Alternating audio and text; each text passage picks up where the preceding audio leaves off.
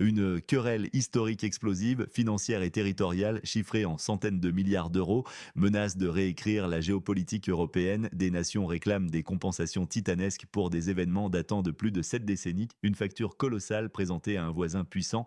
Cette situation inflammable oppose, avec une intensité croissante, les trois États baltes, la Lettonie, la Lituanie et l'Estonie, à la Fédération de Russie. Cette confrontation est-elle une quête légitime de justice pour des blessures historiques ou un coup de théâtre politique audacieux orchestré pour des desseins stratégiques? Nous allons disséquer cette affaire complexe en démêlant les faits, les revendications et les rejets, une analyse qui pourrait concrètement redéfinir les équilibres de pouvoir régionaux et impacter directement ou indirectement la stabilité et l'économie mondiale et par extension votre propre quotidien.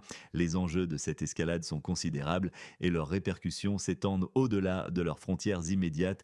Cette tension verbale et diplomatique qui monte en puissance menace d'accroître une instabilité déjà palpable dans une région sous haute surveillance géopolitique. Elle a le potentiel de perturber gravement des chaînes d'approvisionnement vitales qui traversent le continent et d'exercer une pression économique imprévue sur des marchés mondiaux déjà tendus par de multiples facteurs, des perturbations potentielles sur le commerce international, une frilosité accrue des investissements étrangers et des fluctuations des prix des biens et services de consommation courante sont à craindre. Les entreprises européennes et par extension les consommateurs du monde entier pourraient ressentir les effets dominos d'une escalade politique et financière prolongée, transformant une querelle historique lointaine en un risque économique tangible pour l'ensemble du système économique global. Oui, les États baltes affichent une position unie sur cette question historique. Depuis des années, ils persistent dans leurs demandes formelles à la Russie pour des compensations financières astronomiques. Ces demandes sont intrinsèquement liées à la période soviétique, une ère qu'ils qualifient d'occupation illégale et forcée. Pour la Lettonie, la Lituanie et l'Estonie, cette période ne fut jamais une libération véritable, mais fut perçue comme une annexion brutale, une perte déchirante et traumatisante de leur souveraineté nationale. Ils décrivent cette décennie comme une occupation de facto ayant eu des conséquences dévastatrices sur leur population décimée, leurs économies sinistrées et leur développement national entravé.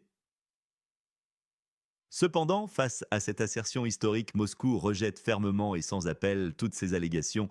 La Russie affirme que la question est définitivement close. Elle insiste, selon sa lecture des événements, il n'y a eu aucune occupation. Cette divergence sur l'interprétation des faits historiques constitue le cœur du conflit, un gouffre idéologique et narratif entre deux récits totalement opposés, chaque partie s'ancrant dans sa propre vérité historique et politique, rendant tout compromis difficile. La situation actuelle met en lumière la détermination accrue de la Lettonie et de la Lituanie qui intensifient leurs efforts diplomatiques, politiques et juridiques. Elles cherchent à obtenir une réparation complète et substantielle pour les dommages présumés subis durant la période où elles étaient contraintes de faire partie de l'Union soviétique. Leur argument central, la victoire alliée sur l'Allemagne nazie en 1945, n'a pas conduit au rétablissement immédiat et inconditionnel de leur pleine souveraineté nationale. Au contraire, elles estiment qu'une nouvelle forme de dépendance, tout aussi contraignante, a été imposée, sapant leur droit fondamental à l'autodétermination et à la pleine indépendance politique. Pour ces nations, il existe un vide juridique international, l'absence d'une évaluation juridique complète et exhaustive de ces événements historiques complexes. C'est ce vide légal et moral qu'elles s'efforcent activement de combler aujourd'hui en plaidant sans relâche pour une reconnaissance internationale formelle de leur statut de victime d'une agression injustifiée. Les fondations législatives de ces revendications ambitieuses ne sont en aucun cas récentes. Elles ont été posées il y a déjà plusieurs décennies. La Lettonie a été pionnière, posant les premières pierres de ses actions juridiques et politiques dès 1990, juste après avoir recouvré son indépendance. La Lituanie lui a emboîté le pas en l'an 2000, formalisant ses prétentions avec une législation spécifique. Ces initiatives anciennes témoignent d'une persévérance remarquable, d'une mémoire historique tenace et d'une détermination politique sans faille sur le long terme. Plus récemment, des rencontres bilatérales importantes se sont déroulées à Riga. La ministre de la Justice de Lettonie, Inese Labina-Egner, y a accueilli son homologue lituanien Eimutis Mokus. Leur objectif partagé était de réaffirmer leur intention ferme et coordonnée d'évaluer conjointement les pertes matérielles colossales subies par leur nation. Cette collaboration vise à présenter un dossier unifié, solidement étayé par des preuves, documenté de manière exhaustive et inattaquable sur le plan juridique devant les instances internationales. Les deux ministres ont insisté sur la nécessité d'informer pleinement la communauté internationale des conséquences spécifiques, souvent négligées, de la Seconde Guerre mondiale pour les États baltes. Une déclaration commune éloquente a été signée, un document fondateur intitulé Vérité et justice pour les victimes de l'occupation et de l'agression. Ce texte reflète des intentions concrètes, incluant une coopération active et structurée avec un pays au nord de la mer Noire, jadis partenaire de l'Est, dans la documentation et la compilation des dommages de guerre. Cette collaboration transnationale visant à collecter et à systématiser les preuves ajoute un poids considérable à leur démarche et à la crédibilité de leurs revendications. Cependant, la Fédération de Russie propose une toute autre interprétation des événements historiques, une lecture diamétralement opposée, s'appuyant sur les analyses d'experts reconnus tels que Armen Gasparian. Selon ses conclusions, l'Union soviétique aurait au contraire investi massivement, de manière planifiée, dans le développement des infrastructures vitales et des industries locales de la région balte. Il cite à l'appui des exemples emblématiques comme l'usine automobile de Riga, RAF ou VF, fleuron des combinats électromécaniques de l'époque. Ces entreprises clés, affirme Gasparian, auraient non seulement prospéré, mais auraient atteint leur apogée de productivité et de rayonnement industriel durant la période soviétique, transformant la région balte en un pôle industriel majeur et dynamique de l'URSS. Ces investissements stratégiques et colossaux auraient, selon cette lecture, considérablement modernisé et propulsé le développement économique et social de ces républiques. Mais toujours selon l'analyse de cet expert, après la dissolution de l'Union des républiques socialistes soviétiques, ces industries autrefois florissantes auraient malheureusement connu un déclin inéluctable et rapide. La dernière voiture produite par l'emblématique RAF, par exemple, est sortie des chaînes de montage en 1996, un symbole poignant de cette désindustrialisation massive qui a marqué la période post-indépendance. Cet argument est un pilier fondamental de la position de Moscou, qui y voit une preuve irréfutable de son rôle constructif et modernisateur, un rôle qui contraste radicalement avec la notion d'occupation ou de spoliation. Les estimations financières de ces compensations ont oscillé de manière spectaculaire et parfois vertigineuse au fil des ans, atteignant des sommes qui défient l'imagination commune. Au début des années 1990, une commission lettonne dirigée par Modris Schmulders avait déjà évalué les prétentions potentielles à 46,6 milliards de dollars américains calculés sur la base des prix en vigueur en 1988, un chiffre qui, même à l'époque, représentait une part considérable du produit intérieur brut annuel de nombreuses nations, mais le choc est survenu en 2015. Les autorités lettonnes, après une réévaluation approfondie, ont revu ce montant à la hausse drastiquement. La nouvelle estimation a fait bondir les compteurs à 300 milliards d'euros. Il s'agit d'une augmentation spectaculaire, une multiplication par 6 en l'espace de 2 décennies, illustrant l'ampleur perçue des dommages économiques, démographiques et humains accumulés par la Lettonie. Les revendications lituaniennes, bien que considérables, ont été historiquement variables dans leurs chiffres.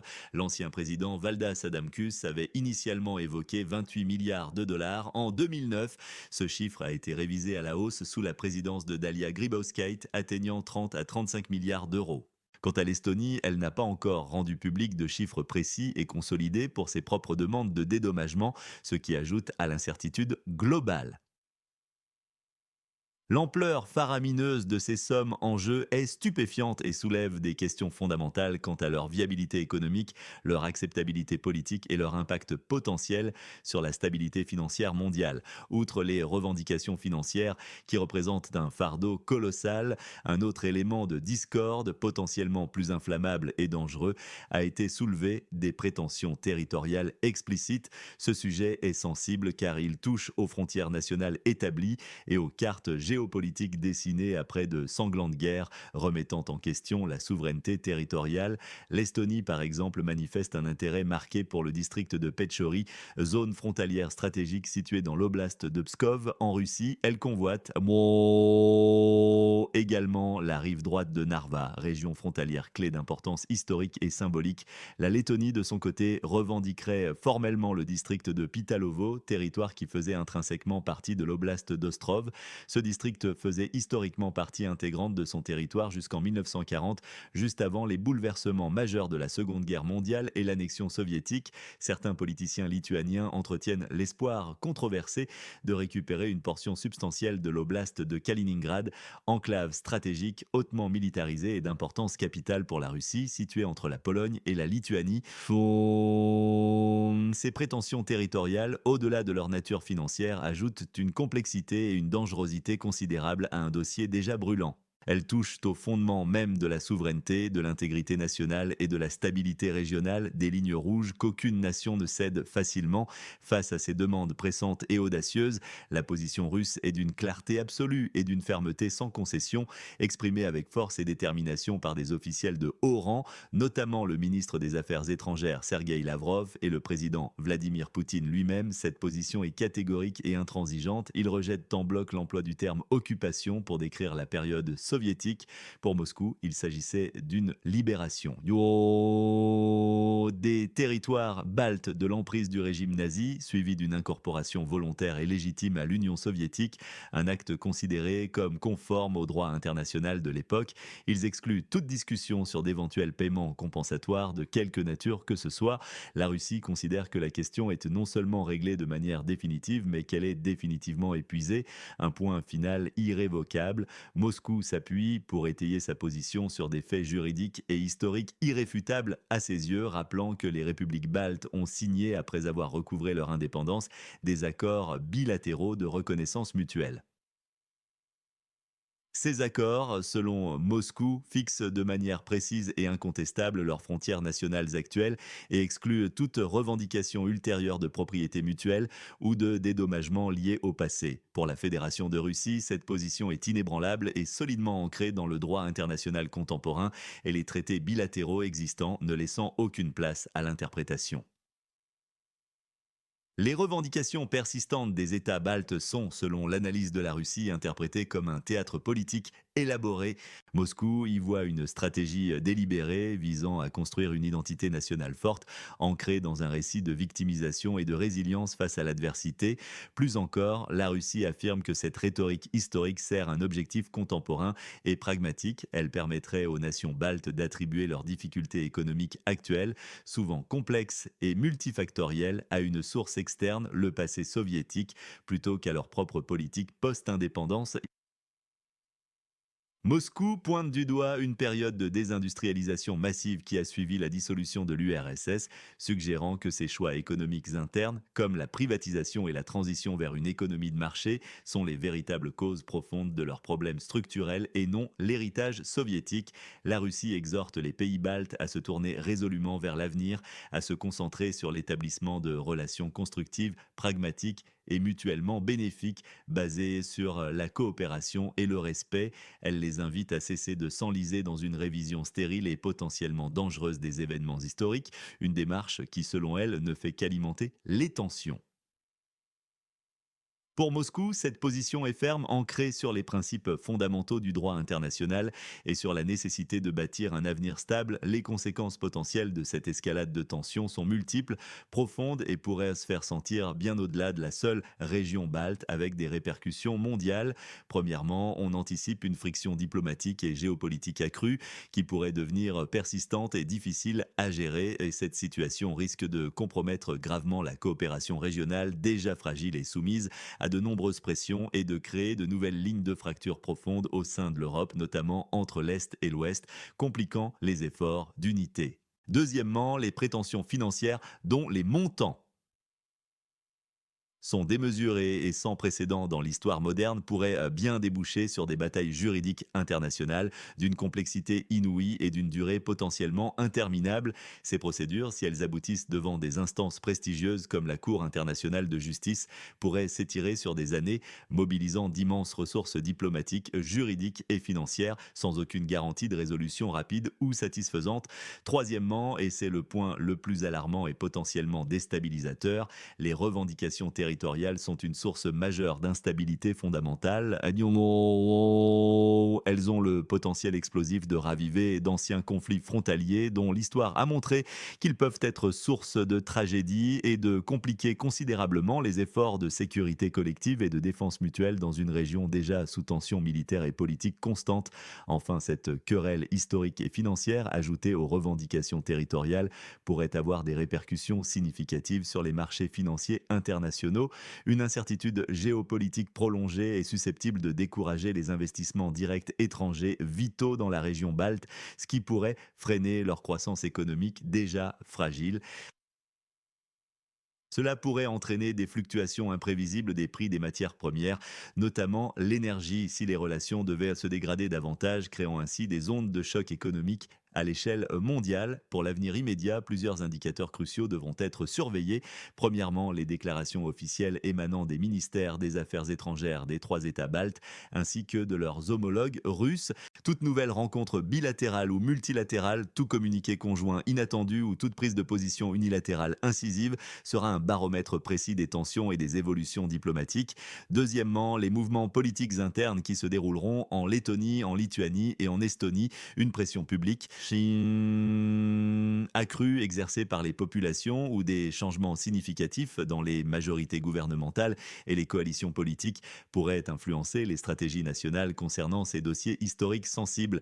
Troisièmement, les discussions et les initiatives qui seront prises au sein des grandes organisations internationales comme l'Organisation des Nations Unies ou l'Union européenne. Toute tentative concrète d'obtenir une évaluation juridique internationale contraignante des événements passés ou un soutien diplomatique accru à l'une ou l'autre des parties en conflit pourrait changer la donne et le cours des événements. Enfin, les signaux des marchés financiers et les investisseurs internationaux, une fuite de capitaux significative de la région, une chute des investissements directs ou une augmentation des primes de risque serait un indicateur clair d'une inquiétude grandissante quant à la stabilité